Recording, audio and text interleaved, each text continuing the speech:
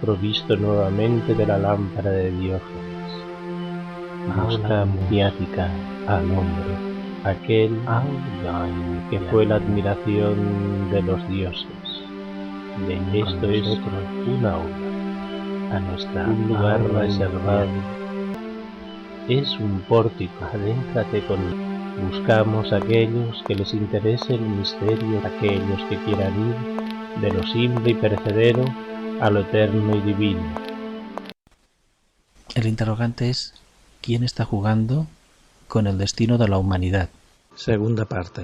¿Desde qué lugar se está manipulando los entresijos? ¿Qué es lo que hay detrás? Las referencias que tenemos es que no son los humanos los que están dirigiendo los conflictos permanentes, sino que hay alguien por encima que nos está meciendo la cuna. Estemos llegando a un callejón sin salida. ¿Quién está detrás de los que están manejando esta especie de tambores de guerra? Parece más ser un proyecto dejar a la gente vacía. Eso solo sería el principio del fin, con el cual se viene continuamente anunciando profecía tras profecía en los mensajes apocalípticos que continuamente se van repitiendo de tiempo en tiempo. Todo el mundo ve que está llegando siempre a una situación de sobreestrés, de oscurantismo. Es decir, ¿por qué nos envían continuamente desde distintas fuentes mensajes de caos, de ya se acerca el fin? Pero luego ocurre que no se acerca el fin. La gente, es decir, está tan ansiosa que quiere que haya una solución. Entonces caemos en la trampa de hacer oídos a eso. ¿Para qué sirve que tanta gente viva en esa especie de angustia permanente? ¿A qué viene tanto mensaje apocalíptico? ¿Para qué se nos carga tanto de negatividad?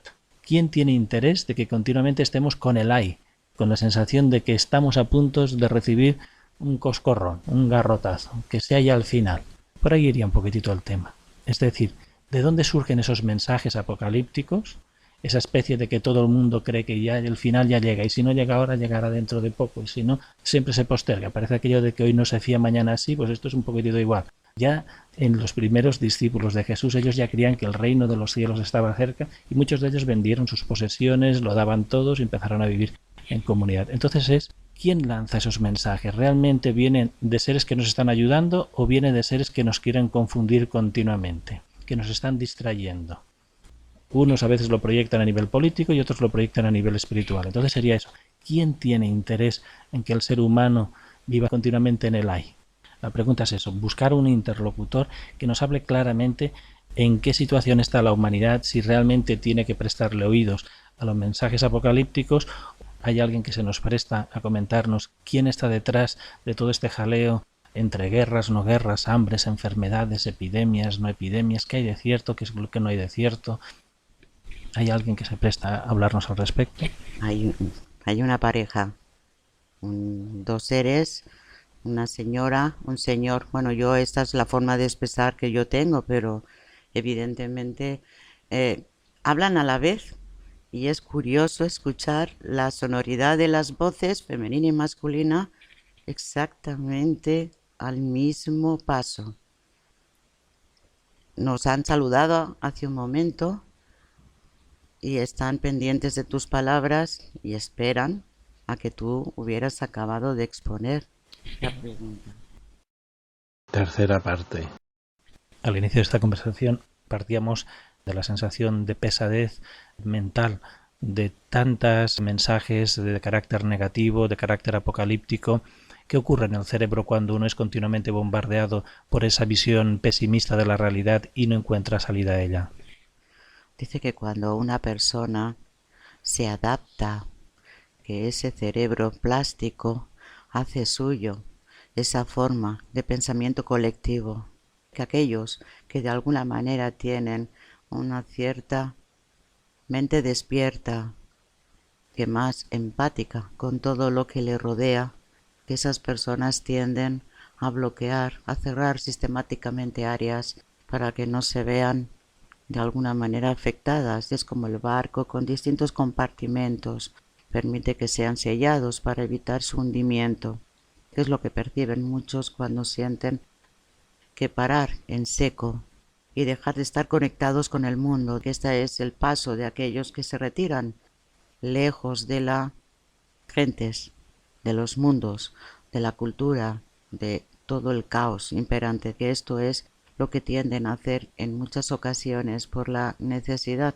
de volver a mantener la limpieza, la ligereza en su mente, volver a tener la capacidad de conectarla con la mente superior a la que en realidad pertenece y no dejarla expuesta a esas fuerzas de oscuridad que la pueden volver a mancillar, que la pueden volver a envenenar. De forma colectiva, continuamente se está bombardeando a la sociedad diciendo que estamos viviendo en un periodo de crisis y que mañana habrá la solución de esa crisis. ¿Qué valor tiene ese continuo bombardeo de crisis, crisis, crisis y que están en una situación sin salida? Dice que para aquellas personas que han visto removidos sus modelos de vida, acostumbrados a un sentimiento de estabilidad que en apariencia les aportaba seguridad, que es fácil caer en esa trampa cuando observan a su alrededor y contemplan a las personas lamentando el dolor. Está hablando de la carencia en muchos frentes, no solamente a nivel material. Que ese pensamiento entonces se hace poderoso cuando el conjunto de todos ellos lo vive como una realidad. También es poderosa la fuerza de percibir la mentira en aquellos que se acercan a decir que se nos conduce hacia un tiempo de mejora, de posibilidades mucho más extensas para crecimiento a nivel material, que la gran cantidad de personas que sienten esa mentira, que es otro pensamiento compacto que no ayuda y que de alguna manera potencia a esas personas que tratan de calmar a los que están descontentos, que aquellos que tienden ahora a buscar las salidas de forma drástica en cualquiera de los frentes, y no está hablando solamente de nuestro país, sino de otros muchos países, y elevan las manos y los gritos a aquellos que ostentan el poder. Está hablando de esto es la siembra latente que puede desencadenar en el desorden. ¿Qué valor tiene que la gente se junte en esa indignación y proteste ante el poder? ¿Tiene algún tipo de respuesta real o sería aconsejable que el ser humano buscara la solución al margen de los esquemas de poder? Dice que aquellos que perciben la injusticia en todos los órdenes y se unen para poder clamar contra ella, necesitan hacerlo desde una postura consciente de ser creativos y dar de alguna manera una fórmula que puedan dar como paso siguiente al apartar a aquellos que no saben hacerlo mejor.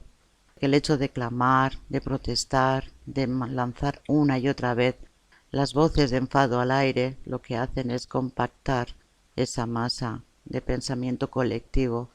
Dice que no ayuda, queda de alguna manera en el espacio y aquellos que necesitan sentir ese eco se adhieren a él.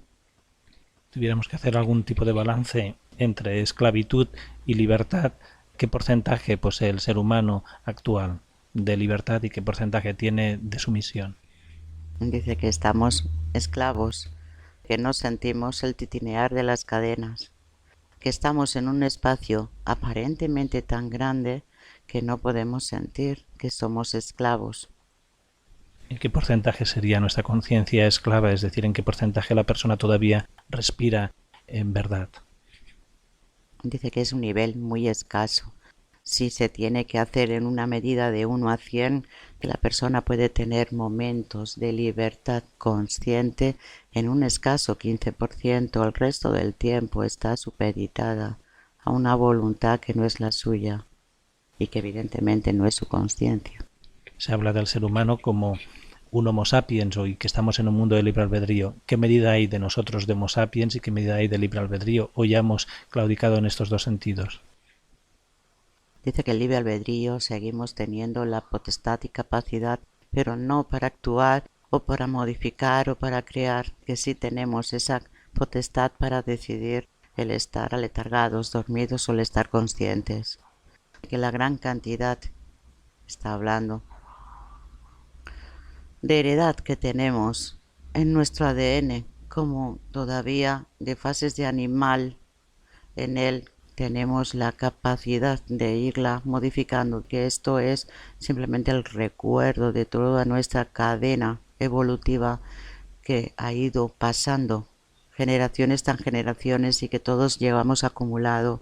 Todos somos nuestra historia, que la parte de la consciencia puede ir modificando, de alguna manera transformando esa naturaleza, pero ahora es pequeña, escasa.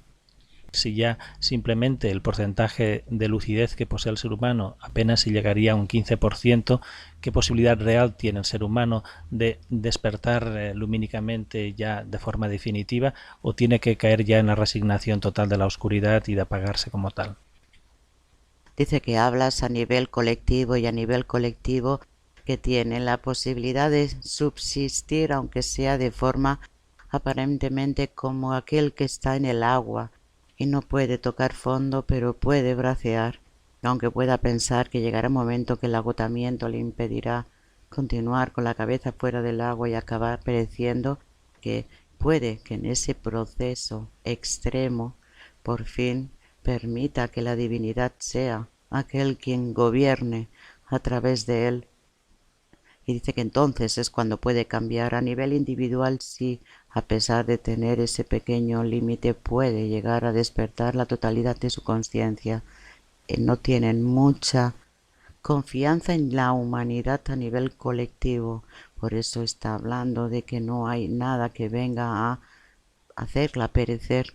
Tampoco habla de que vengan a traernos el regalo de la luz y del cambio, como muchos anhelan, porque dice que de momento esto solo lo puede determinar la divinidad. Ellos no son conscientes de que la divinidad haya dado ninguna orden al respecto. Es decir, que toda esperanza sería simplemente esa confianza, ese anhelo de que la divinidad se decida de una vez a ese gran despertar y que saque ya el ser humano de este estado de tinieblas en el que se halla. Dice que ella tiene esa potestad de hacerlo desde fuera, de hacerlo con toda su creación y en un instante modificarlo absolutamente todo. Esta sí es real, es una promesa real, que desde el interior de cada ser humano tiene la potestad de hacer que la divinidad tome el control. Ese es nuestro libre albedrío. ¿En qué momento o cómo iniciar ese proceso de despertar en la gente esa conciencia para que ésta pueda clamar a la divinidad? ¿Qué hacer para pedir esa voz de socorro? Dice que no sirve de nada el clamar, no sirve de nada en advertir, en tocar y llamar la atención. El ser humano tiene que tener el sufrimiento real interno como para poder buscar ese despertar. Tiene que tener el sentimiento real de que todo cuanto está aconteciendo, tanto en el pasado como lo que está sucediendo en el presente, no es que tenga un propósito y se vea inmerso en él sin más remedio que soportarlo, que tiene que haber un clamor interno, y aunque se les pueda decir a todos ese clamor, dice que no lo escucharán hasta que no sientan en su interior la gran necesidad.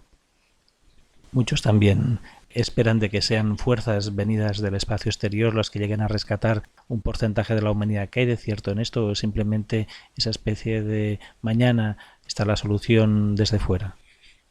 Dice que se les ha dicho, pero han malinterpretado los tiempos. A veces creen que en tiempos cercanos esta situación se verá corregida. Que eso no es así, aunque sí es verdad que hay asistencia por parte de estos seres que impiden el desaliento, la derrota total. Esto es a nivel más de curiosidad. ¿De qué naturaleza son ellos y si se pueden presentar y decirnos algo al respecto de ellos mismos? Dice que ellos están y son una representación. Se sonríen. Ella es Talía. El nombre lo pronuncia como Nagor, es un nombre. Se sonríe porque no lo digo bien.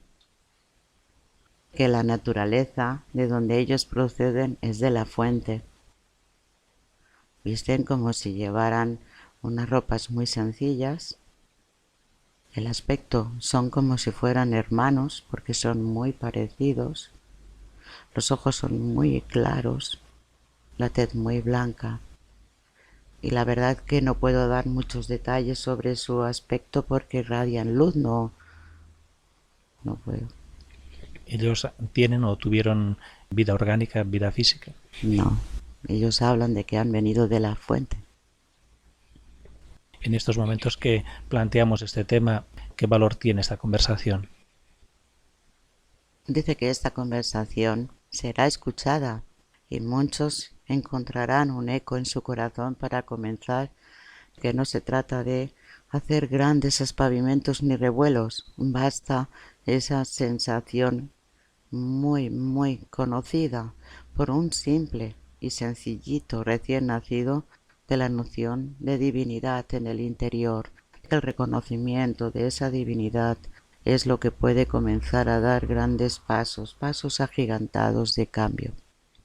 Mucha gente que a veces hace también el proceso interior, en vez de dirigir su mirada hacia la divinidad, lo busca en técnicas de introspección individualizadas, de las llamadas técnicas de meditación, de inspiración oriental. ¿Qué valor tiene ese trabajo que ellos hacen sobre sí mismos? Si es que es un valor individualizado o realmente es un valor real. Dice que es un valor real, que no importa el nombre que le den a la divinidad, que lo que importa es que la despierten y que la empiecen de alguna manera a hacer patente en su interior a aquellos que buscan la iluminación, que ya están permitiendo que la propia divinidad sea en ellos. En el transcurso de los tiempos se ha ido sembrando la cultura y el psiquismo y la espiritualidad humana con los llamados mensajes apocalípticos, vengan de una fuente o vengan de otra. ¿Qué valor tienen esos mensajes que se han ido dando a la humanidad? Dice que con el tiempo estos mensajes fueron presentados para que la humanidad tuviera en todo momento la noción de que no era eterna y que necesitaba reaccionar. Dice que tuvieron ese propósito en el inicio de los tiempos. Que otra cosa es ahora que los susurros, aquellos que se les prestan los oídos para oír, surjan nuevos mensajes apocalípticos que son diferentes. Y no está hablando de la cultura de los libros sagrados. En todos los pueblos ha habido siempre un mismo mensaje que tenía como finalidad el que no pensasen en aposentarse en la tierra como propia, que eran seres que estaban solo de tránsito en ella. Mucha gente, debido a la situación crítica de supervivencia que tienen, en vez de mirar hacia la divinidad, en vez de buscarse dentro de sí mismos, buscan pensamientos colectivos de subsistencia material. ¿Qué valor tienen esas revoluciones que solo tienen como finalidad la subsistencia material? Dice que ya lo he explicado antes, son simplemente grupos en los que permanecen dormidos y sus cuerpos vacíos siguen caminando. Pero no hay destino ni orientación, que no habla más que de una conciencia dormida. Entonces todos los que están en ese estado pueden encaminar sus pasos a nivel consciente, pueden llegar a sentir que tienen una justificación porque en ese momento sus necesidades son poderosas, pero dice que tienen que tener cuidado. Es decir, sería un aviso para aquellos que simplemente le dan un enfoque material y temporal a este ansia de cambiar las cosas. Dice que sí, sería simplemente un periodo aparentemente de calma que volvería de nuevo a iniciar. Está hablando los fuegos que podrían volver a engendrar de nuevo. Tiempos de trifulca, ya lo he explicado al principio. Las personas que modifican desde muchas vías, que se agrupan y se autojustifican en el cambio y no tiene como componente la transformación humana, dice que no encontrará ningún sistema, por perfecto que les pueda parecer que sea eficaz. ¿Nos podría dar un consejo? Dice que simplemente que despertemos, que estemos conscientes. Cuando habla de estar conscientes, no habla desde el plano físico sentir ese estado consciente, que es un estado que debemos buscar y que nos aparta de cualquier atracción, por poderosa que sea, de distracción. Lo que hacen es que se han cogido los dos las manos. Se han entrelazado los dedos. Yo no sé si lo que van a hacer es no un consejo, sino hacer algo que nos ayude. No sé si le tendréis que preguntar alguna cosa más, porque la intención es como si fueran a hacer algo aquí ahora. Antes todavía de pedirle su bendición y su apoyo, ellos mismos a esta conversación, ¿qué podrían decir que nosotros no hayamos sugerido y que crea importante de que bien nosotros o aquellos que pudieran escuchar esta conversación lo tuvieran en cuenta, dado, digamos, el aspecto pesimista que está cogiendo el mundo en sí o el psiquismo colectivo? Dice que lo que nos sugeriría que debemos llegar a tener muy presente, que no demos por sentado absolutamente nada, que aunque pueda parecer que estamos en un espacio sumergido entre la bruma, que no podemos contemplar los límites a donde poder llegar, como si estuvieras en medio del mar y no hay tierra firme donde poder asentarnos, solo quiere que sepamos que eso no es la realidad, que no creamos en las ensoñaciones colectivas para no colaborar con aquella masa ingente. Dice que la oración en la antigüedad, y no hace tanto tiempo, tenía un enorme peso para disolver absolutamente parte de esas masas compactas. Que todo eso ha ido perdiendo intensidad. Debemos tratar de volver a recuperar los buenos y sanos hábitos. ¿Añaden alguna cosa más a esta conversación, a este tema? Dice que no es una conversación acabada. Bien, como le hemos de dar un tiempo finito en el mundo material, ya nos dispondríamos a pedirles su bendición para que podamos elevar el tono vital, tanto nosotros como aquí en sí el mundo. Vale, esta vez lo que han hecho antes con las manos no sé lo que es, pero ahora no las han vuelto a unir. Ellos lo que están haciendo es que miran hacia arriba y es como si permitieran que se oyera un sonido. Es un sonido precioso que yo no puedo reproducir aquí. Se parece mucho a un sonido muy suave de violín. Están dejando caer un torrente de luz y lo que están haciendo con ese torrente de luz es como si nos envolviera, forma espirales. Es como si nos estuvieran rodeando, como si estuviéramos o estuvieran haciendo con nosotros esa luz como un canalón. Siguen dejando caer la luz, está haciendo que se desparrame por alrededor, está llegando más allá de las puertas de este lugar, impregna todos los objetos y ahora lo que hacen es como si fuera una gran espiral, la mueven y la hacen que gire todo el tiempo. Ellos nos saludan, nos dicen hasta pronto, pero han dejado aquí el espiral moviéndose.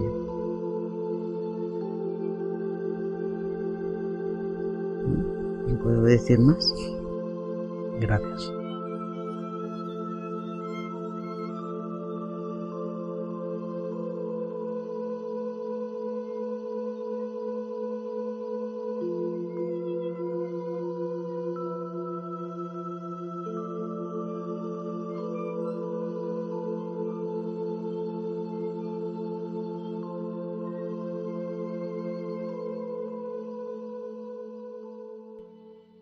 Desarraigado de las masas, caminando por senderos perdidos, solitario en el desierto, aula iniciática, envuelto en las brumas de los bosques, adentrándonos en las grutas de la tierra. Ven con nosotros, inclinándonos ante lo sagrado, aula iniciática. Encendemos una tímida llama para que alumbre con la oscuridad en el conocimiento.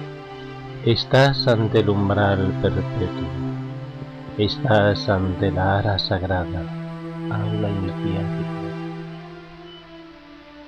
En un tiempo fueron las ágoras, los fórums y las academias, Ahora el conocimiento vuelve a salir al encuentro. No descubriremos nada nuevo que no debiera saberse ya.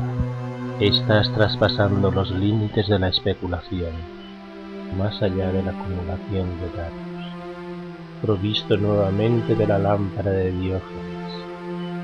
Busca mediática al hombre, aquel que fue la admiración de los dioses. Esto es un aula, un lugar reservado para el conocimiento. Es un pórtico, adéntrate con que no debe traspasar en el profano. Buscamos a aquellos que les interese el misterio, aquellos que quieran ir de lo simple y perecedero a lo eterno y divino. Nuestro mensaje va dirigido al corazón, aquellos que más allá de la especulación racional saben sin saber, saben discernir de lo que es la mente condicionada. Aprender a discernir con claridad y lucidez es nuestro objetivo. Abrir un espacio para el conocimiento, para los eternos. Se abre, una vez más, la puerta a la multirealidad, a la multidimensionalidad, a la multisensibilidad. Uno puede conocer cosas que ni siquiera pudo llegar a imaginar. Uno puede ver realidades pocas veces vistas. Uno puede oír sonidos y desvelados a los oídos humanos. De vez en cuando se oye a alguien que llama al despertar, pues que estaré yo también soñando. El que tenga ojos para ver, vea. El que tenga oídos para oír, oiga. La verdad es la verdad, más allá de cualquier especulación. Conócete a ti mismo, tal como nosotros seremos juzgados. Es más fácil ver la paja en el ojo ajeno que ver la viga dentro de nosotros, tal como es arriba es abajo, tal como es adentro es afuera. Aula iniciática. Aula iniciática.